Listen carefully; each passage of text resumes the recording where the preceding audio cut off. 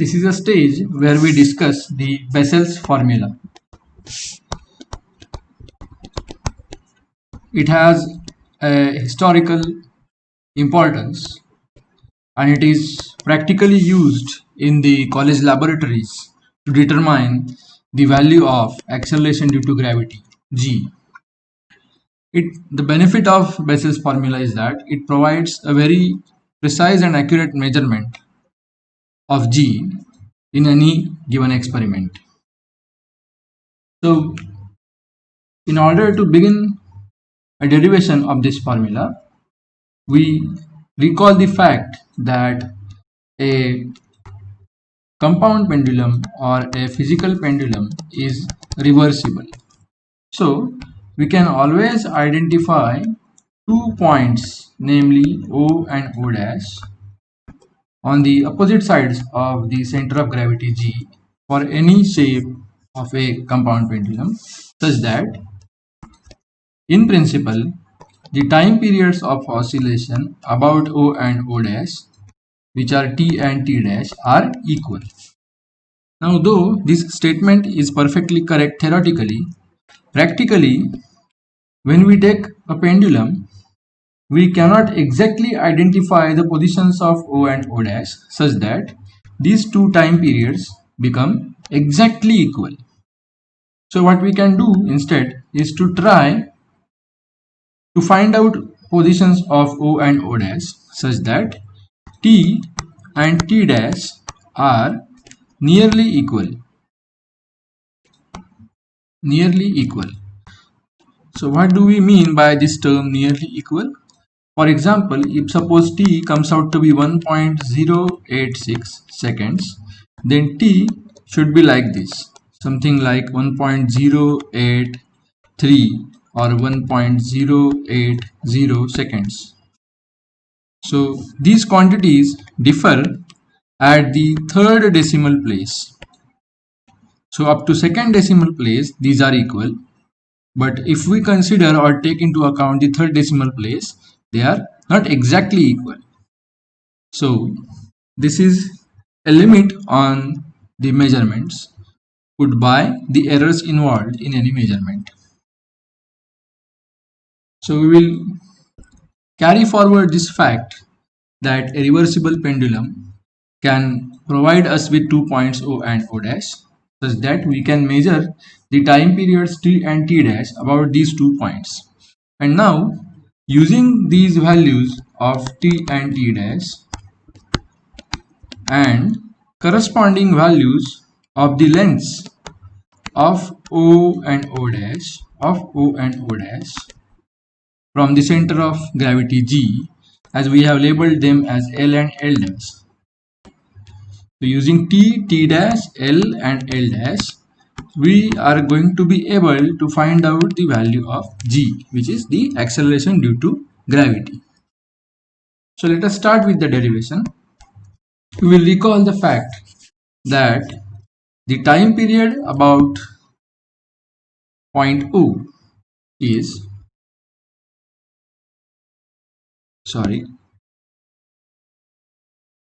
the time period about point O will be written in this way: T equals twice pi under root k squared plus L squared upon G into L. So we can rearrange this formula slightly by taking squares on both the sides and rearranging the terms. We get GL T squared divided by 4 pi squared is equal to k squared plus L squared. So this is going to be our first equation. Now, just by looking at the symmetry, we can say something about time period T dash about point O dash. We have to replace the terms L and T by L dash and T dash respectively. So we can replicate this equation and write G L dash T dash squared divided by 4 pi squared equal to k squared plus L dash squared. Now this will be our equation number 2. So now we are going to subtract equation 1 from 2. On the left hand side, in doing so, this g by 4 pi squared term is going to be common. Fine. So we will have g upon 4 pi squared into this L t squared minus L dash t dash squared. So there is a slight correction. We are going to subtract equation 2 from equation 1. Okay. So on the LHS we have g by 4 pi squared common, and what remains is this LT squared and L dash t dash squared. On the right hand side, during subtraction, this k squared gets cancelled with this k squared, and we have with us just L squared minus L dash squared. Again, we can rearrange this to have 4 pi squared by g. Now we are going to just invert this. So 4 pi squared by g is then equal to this LT squared minus L dash t dash squared divided by L squared minus L dash squared. Now we can apply this formula that a plus b into a minus b gives us a squared minus b squared at this denominator. So this just becomes then 4 pi squared by g is equal to LT squared minus L dash t dash squared divided by L plus L dash into L minus L dash. Now this is our equation number 3. Now we need to perform some algebra to get this form of equation into a more suitable form, so that some terms can be taken common. For that purpose, we will let 4 pi squared by g be equal to some unknown a divided by L plus L dash plus some other unknown b divided by L minus L dash. Now what we are trying here is to split these two terms in the denominator with a plus sign in between. But for that we have to find out the values of a and b. So we will solve this. We can cross multiply a with this term and b with the other term to get 4 pi squared by g equal to a into L minus L dash plus b into L plus L dash divided by L plus L dash into L minus L dash. So this is equal to, now we have got 4 terms here, AL minus AL dash, BL plus BL dash. Of these 4 terms, we can take L common. So we are left with A plus B. So A plus B. Of the other 2 terms, we can take minus L dash common. So if we take minus L dash common, we are again left with A. And since here we already have a plus sign and we are taking minus L dash common, we need to have here a minus B upon the same denominator as it is.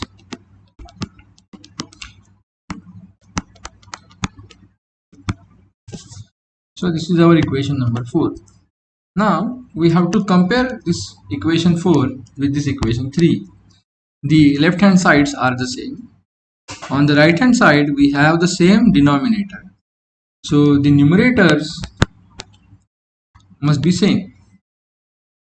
So we just compare the terms and we see that this t squared must be equal to a plus b and this t dash squared must be equal to a minus b. So let us do that. So comparing 3 with 4, we get a plus b equal to t squared and a minus b equal to t dash squared. Now these are two equations in two unknowns, so we can solve them simultaneously. Let us first add them so that b gets cancelled. We get 2a, which is just equal to t square plus t dash square, which gives us a to be equal to t squared plus t dash squared divided by 2. Similarly, we can try subtracting the two equations. A plus b is equal to t squared subtracted with a minus b equal to t dash squared. Now this a gets cancelled due to subtraction and b minus of minus b becomes 2b and we get t square minus t dash squared, which gives us b equal to t square minus t dash squared divided by 2. Yes, so we have with us the values of a and b.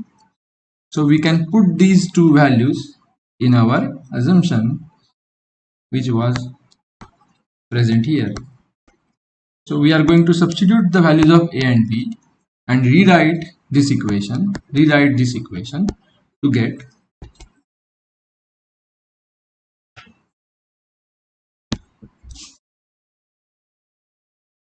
4 pi squared by g equal to, now we had a upon L plus L dash. So instead of a, we have t square plus t dash square by 2 into L plus L dash plus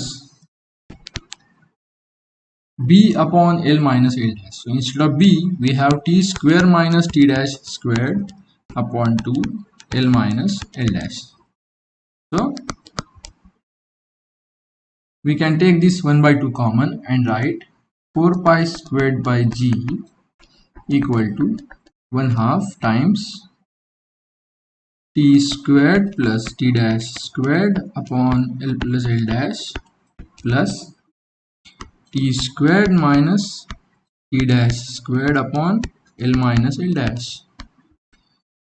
Yes, so this is nothing but the required expression for Bessel's formula.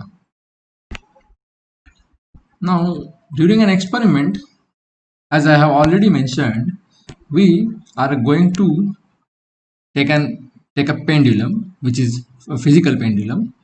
Then we are going to oscillate this pendulum about some random point O. We are going to measure the time period t. Now we are going to invert this.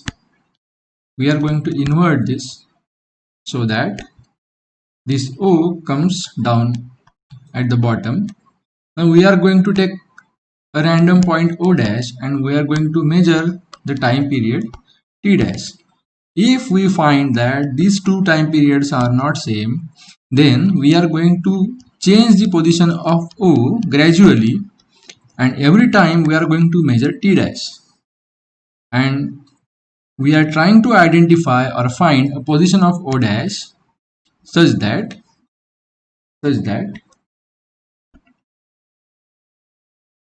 these two periods become equal. Once we have with us the position of O dash and position of O such that we are going to have t and t dash equal, then the next step is to find out the position of center of gravity G. That can be done by balancing the pendulum on a knife edge. So we can have a sharp knife edge, and then we can balance this pendulum horizontally, and we can then identify the point G. Obviously that point G belongs to that position where this pendulum gets perfectly balanced. Then the next task is to measure the distances of O and O dash with respect to G. That can be done very easily using a suitable scale. So once we have with us T, T dash, L and L dash, these four terms can be substituted here in the Bessel's formula, so that we have with us the experimentally measured value of G, which is acceleration due to gravity. For this purpose, Kater has designed a specific pendulum called Kater's pendulum. A Kater's pendulum typically is in the form of a thin, slender, uniform,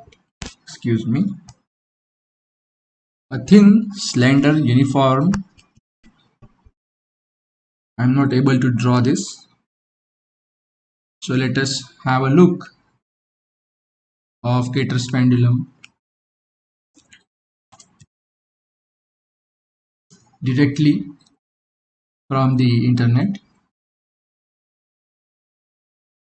Fine.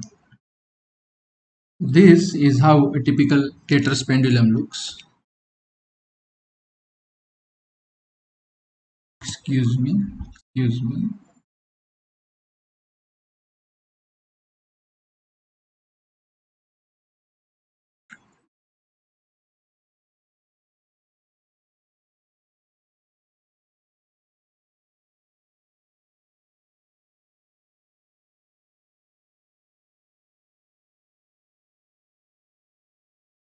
So if you are able to see this, there is a thin uniform rod of a metal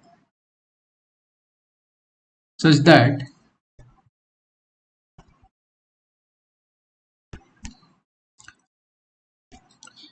it can be oscillated about two different positions with the help of two knife edges K1 and K2. Remember, in order to find the exact positions of O and O dash, we must be able to change these locations. So these K1 and K2 knife edges are movable with the help of a screw. Further, we have cylinders attached to it to maintain a symmetry of weight. So typically one of the cylinders is light and the other cylinder is heavy, so that the symmetry is disturbed and the center of gravity, which was otherwise would have been at the exact center of this rod, shifts towards the heavier region. So we can play around with the position of the center of gravity as well. We can try out different combinations of these heavy cylinders W1 and W2 and these knife edges K1 and K2, so that we are finally able to measure these four terms T, T dash, L, L dash, which will give us a value of G through experiment.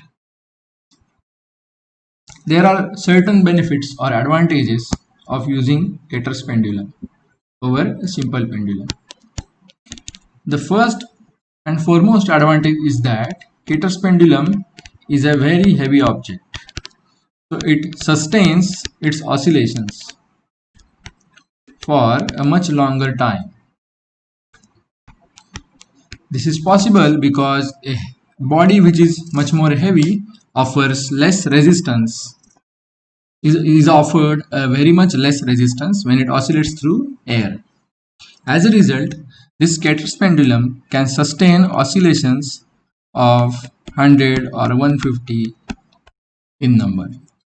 So this makes us the measurement of time t possible for this large amount of oscillations, so that we are with us a very experimentally accurate value of time period t about the knife edges k1 and k2. That is, since we are going to increase the number of oscillations, the resulting error in the measurement of t is going to be much smaller. Since t is measured very accurately or with very much less error, obviously the value of g will also have within it very small amount of error. Further, it is a perfectly rigid body, so it oscillates as a whole, whereas a simple pendulum, which is picturized in the form of a thin inextensible string with a very small heavy bob of mass m, is not a perfectly rigid body. Further, while deriving a formula for simple pendulum t, we make assumptions that the length of this pendulum remains fixed, which we cannot assure of, since it can be slightly extensible in practice. So a simple pendulum cannot be realized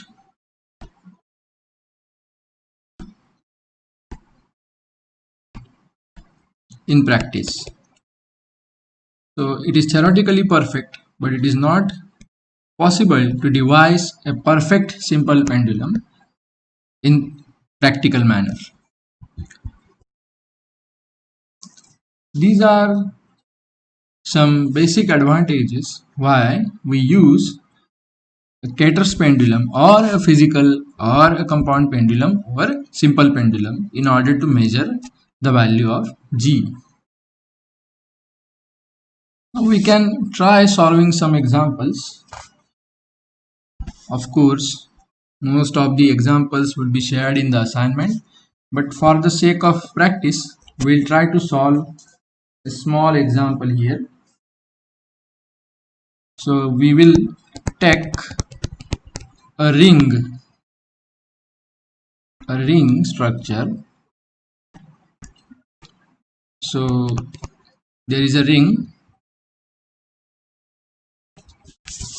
and the radius of this ring is given to be equal to 10 centimeters. And suppose the ring oscillates about a point, this ring oscillates about a point O, which passes through the rim of this ring, and we need to calculate the time period of oscillation of this ring structure about this axis. Now, in order to begin with, we must be able to find out the moment of inertia. And why is it so?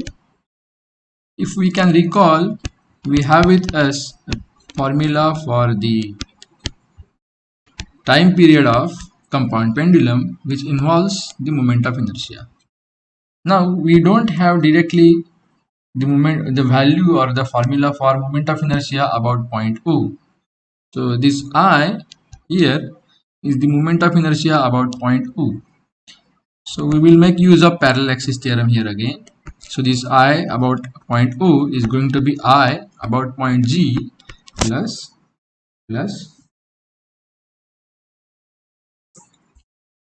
mr squared.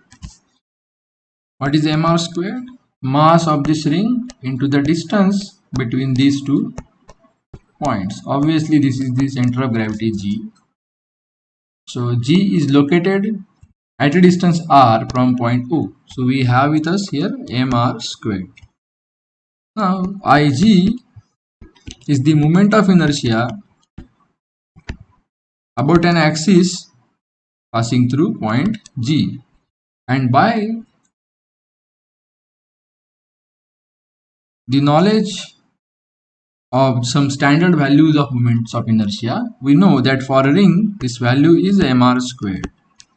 So we can substitute this here to get mr squared plus mr squared, which is just 2mr squared.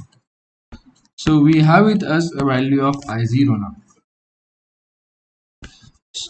Hence, this now becomes T equal to twice pi under root 2mr squared divided by m into g into this L again is nothing but, as per our previous definition, L is nothing but the distance between point G and point O. So in this case, even L is equal to R.